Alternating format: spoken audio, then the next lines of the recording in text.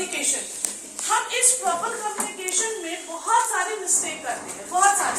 We have lots of mistakes during the our communication. हम घर में जैसे भी बात करते हैं, हम सोचते हैं स्कूल में भी वैसे ही बात करें, but in the school premises we have to use a different kinds of the language and different kinds of the posture.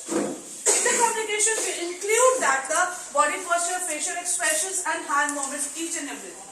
हम अपने facial expression से भी बहुत बार लोगों को बता सकते हैं कि क्या कह रहे हैं।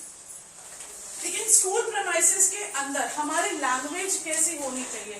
When you have to enter in the gate, which language you have to use it? With the students, with the teachers, with the principals, or with the coordinators?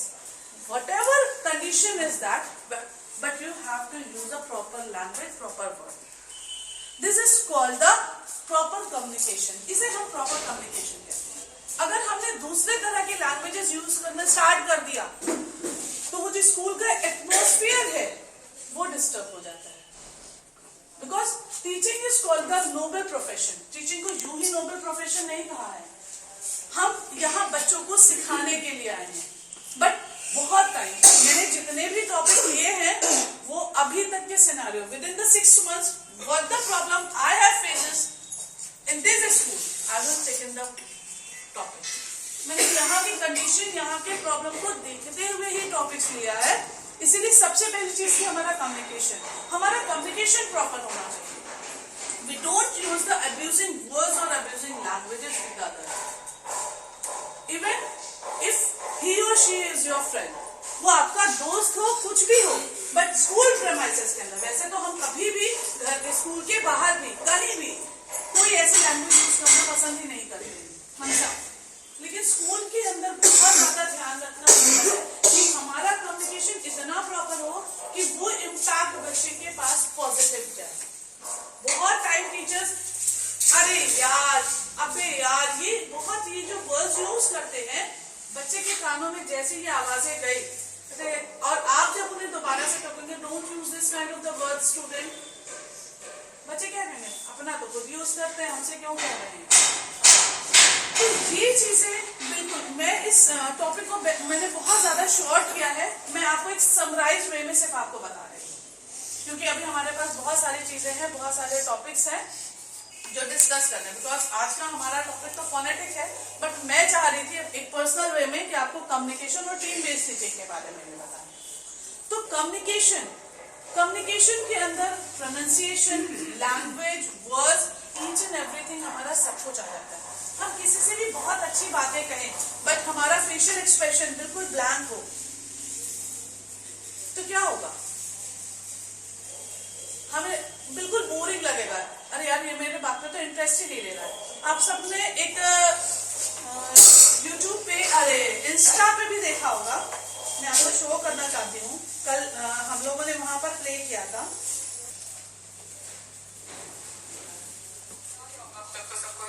Just listen carefully. मुझे तीन आए, wisdom पता नहीं क्यों नहीं आ रही है।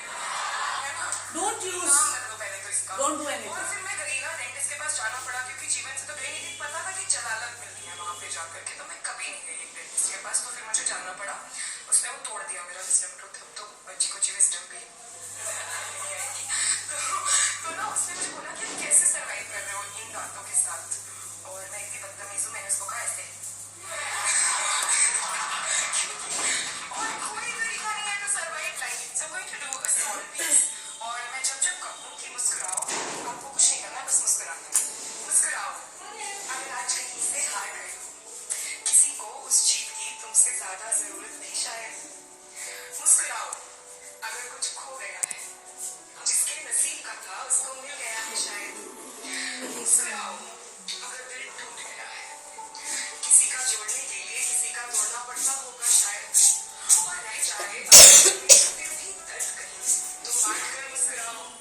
और है अगर दिल में खुशी ज्यादा, तो सेम प्रोसेस दोहराओ, मुस्कुराओ। जब बार बार ये सोच कर हताश हो जाते हो कि इससे अच्छा ही इससे अच्छा हो जाता, तब ये सोच कर मुस्कुराओ कि इससे बुरा हो जाता तो क्या हो जाता, मुस्कुराओ। अगर सर पे है जब बदल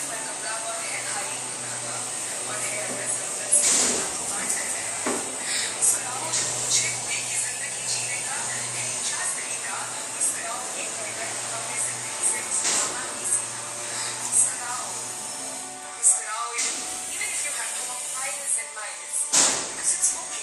If your glass is half empty, you can always मुस्कुराओ. Thank you. This video we have to learn many things. कि हमें हर सिचुएशन में सिर्फ मुस्कुराना है. सिचुएशन कुछ भी हो, जैसे वीडियो में बोला है कि अगर आपके पास कम है तो आप सोचिए इससे ज्यादा कम किसी के पास है. आपके पास ज्यादा है तो बांट करके मुस्कुराओ. बस मुस्कुराना है. तो कम्युनिकेशन में ये जो हमारा प्रोसेस है हमें इसमें ही बताता है कि हमारा फेशियल एक्सप्रेशन बहुत कुछ कह देता है. अगर हम एक स्माइलिंग फेस के साथ किसी से बुरी बात भी कह रहे हैं तो सामने वाला एक बार पेशेंटली उस बात को सुनेगा. उसे सुनेगा कि आप क्या कह रहे हो, और आप अच्छी बात भी कह रहे हैं with the bad expression, interest lose हो जाएगा. हमारा इतना इरिटेटिंग है. तो जो कम्युनिकेशन का प्रोसेस है इसे हमें प्रॉपर रखना है. हमारे words, pronunciation, each and everything, हमारा बॉडी पोस्चर हमारे स्कूल प्रेमाइसेस के अंदर एटलीस्ट हमारे स्कूल प्रेमाइसेस के अंदर ऐसा होना चाहिए कि बच्चे यहाँ से किसी भी क्लास से बात जाए बहुत कुछ लर्न करते हैं, और साथ ही साथ आप भी लर्न करके जाए. सर का हमेशा एक रीजन होता है. हम एक बार मैंने अभी सर से बीच में सर क्या बार वर्कशॉप रखते रहते आप, लेकिन मुझे भी पता है वर्कशॉप की इम्पोर्टेंस. मैं बस सर का पॉइंट ऑफ व्यू से जानना चाहती हूँ. मैंने कहा सर क्या बार आप वर्कशॉप रखते हैं, हम लोगों को परेशान करते हैं. लेकिन सर का वो जो पॉइंट था literally it's touch my heart कि मैम मुझे पता है कि यहाँ के बाद आपके जो करियर है आपका लिमिटेड नहीं है. आप यही जिंदगी भर रहने वाले नहीं है. हम भी नहीं रहने वाले, ना आप रहने वाले हैं. आप जब यहाँ से जाओ तो यहाँ से इतना कुछ सीख के जाओ कि जाने के बाद भी आपको लगे कि हाँ वहाँ हमने कुछ बहुत अच्छा सीखा है. ये वर्कशॉप सिर्फ इसलिए रखते हैं क्योंकि जनरली हम लोगों को टाइम नहीं मिलता है. अलग अलग क्लासेस हैं और एक साथ इकट्ठा नहीं होते, और इस टॉपिक को रिगार्डिंग हम लोग कभी भी बात नहीं करते जितने टॉपिक्स हम लोग वर्कशॉप में लेते हैं. क्यों? क्योंकि वर्कलोड इतना है, copy correction, syllabus complete and all, ये सारी चीजें होती है. मैंने कहा sir I got my answer. मैंने आपसे क्वेश्चन सिर्फ इसीलिए पूछा था कि मैं आपका पॉइंट ऑफ व्यू जानना चाहती थी. क्या अच्छा आज आप मेरे से टीचिंग कर रही हैं. तो ये हम लोगों के थोड़ा सा हंसी मजाक हुआ, लेकिन सीरियसली इस वर्कशॉप में वो चाहे मैं हूँ या आप हो, हम सब एक दूसरे से बहुत कुछ सीखते हैं. इसलिए हमारा कम्युनिकेशन एक ऐसा प्रॉपर कम्युनिकेशन होना चाहिए, इतना स्मूथ और इतना लीनियंट होना चाहिए कि सामने वाला उसे बहुत अच्छे से समझे. तो सबसे पहले आप अपने अंदर वो चीजें क्रिएट कीजिए कि हमारा एक प्रॉपर कम्युनिकेशन हो रहा है या नहीं हो रहा है. किसी से भी, वो टीचर्स के साथ हो, कोऑर्डिनेटर्स के साथ हो, प्रिंसिपल के साथ हो, हम बात करने से पहले सोचे, समझे, एनालाइज करें, तब बातों को करें. इसके 4 रूल्स हैं. One is called that shut up and listen. हम तुरंत ही नहीं बोलना शुरू कर देते हैं. हम हमेशा पहले सामने वाले को सुनते हैं. If you have any query, if you have any question, you can ask after that. हम उसके बाद पूछेंगे, हम उसके बाद बात करेंगे. लेकिन कई बार हम आपको कुछ प्रॉब्लम हो रही है ना, थोड़ा सा आप बाहर निकल जाइए, पता है. हाँ, थोड़ा रिलैक्स हो जाइए, डोंट वरी. बहुत हाँ ये इसे ओपन कर दूँ. यहाँ से मैं बहुत ज्यादा आ रही हूँ कि वजह से यहाँ से खुला हुआ है. दरवाजा बैठ दीजिए. तो ऐसा देखिए ये होता है कि हम लोग जब बातें करना शुरू करते हैं तो हम भूल जाते हैं, और एक साथ 2-2, 3-3, 4-4 लोग बोलने लगे. वहाँ पे बच्चे हो या ना हो, लेकिन आप खुद के लिए सोचिए आपने क्या एटमॉस्फेयर. ये ऐसा एटमॉस्फेयर स्कूल के लिए तो नहीं होता है. तो first rule is set shut up and listen. पहले चुपचाप सुन ले आप बातों को, उसके बाद खुद ही बोलो. बहुत बार कोऑर्डिनेटर्स कुछ कह रहे हैं, अरे नहीं मैडम ऐसा नहीं है, ऐसा ही है, ऐसा है, वैसा है, वैसा. No, you have to listen carefully and then you have to reply. The second, value of the time. आप जिससे भी बात कर रहे हैं उसके टाइम की वैल्यू को समझते हुए बात करनी है. हमें अननेसेसरी इतनी लंबी बातें नहीं करनी है स्कूल प्रेमाइसेस के अंदर कि हम फालतू की बात कर लिए और काम की बात रह जाए. क्योंकि जिस वक्त हम सारी बातें करनी, लेकिन जो काम की बातें थी, जो टाइम था वो वेस्ट भी हुआ और काम की बातें भी। Rule number 3, use a proper language. हमें एक प्रॉपर लैंग्वेज यूज करना जरूरी है। मैंने यहाँ पर राजापुर यूरो ब्रांच में भी इससे पहले सेशन लिया था कि you have to try speak in English with each and other. एक दूसरे से थोड़ा थोड़ा सा बात करना शुरू कीजिए। हम लोग इंग्लिश स्पीकिंग ऐसे ही नहीं सीख जाते हैं, हम सीखेंगे जब हम ट्राई करेंगे। And the last one is for that you have to use और अप्लाई द मिनिमम वर्ड। हम जितने कम वर्ड्स में अपनी बातों को एक्सप्लेन कर रहे हैं, जब हम उन कम शब्दों में अपनी बातों को एक्सप्लेन करते हैं तो सामने वाला समझता भी बहुत आसानी से। तो this is a summary way of the communication session. It's not a complete session, it's just a summary कि हमें सिर्फ और सिर्फ आप सबको और हमें ये काम करना है कि हमें अपनी कम्युनिकेशन स्किल्स को डेवलप करना है। हमें अपने लैंग्वेजेस, अपने कम्युनिकेशन को प्रॉपर बनाना है ताकि हमारे स्टूडेंट्स के ऊपर एक बेटर इम्पैक्ट पड़ सके। हम बच्चों को एक अच्छी एजुकेशन के साथ साथ एक अच्छी लैंग्वेज भी प्रोवाइड करें। हम बच्चों को ABCD, काखगा, 1 2 3 ये सब तो पढ़ा रहे हैं, लेकिन हम उन्हें ये बता रहे हैं कि बेटा बोलना कैसे है। हम बच्चों को सिर्फ इतना सिखा देते हैं, जब मैम क्लास में आ रही है you have to stand up and say good morning, बच्चों ने गुड मॉर्निंग बोले। उसके बाद क्या? उसके बाद हम उनके अपने टीचर्स या अपने कलीग्स के साथ इधर उधर की बातें करना शुरू कर दिया। और you don't good morning ma'am, Good morning, ma'am. Please continue. Sorry, I'm little late.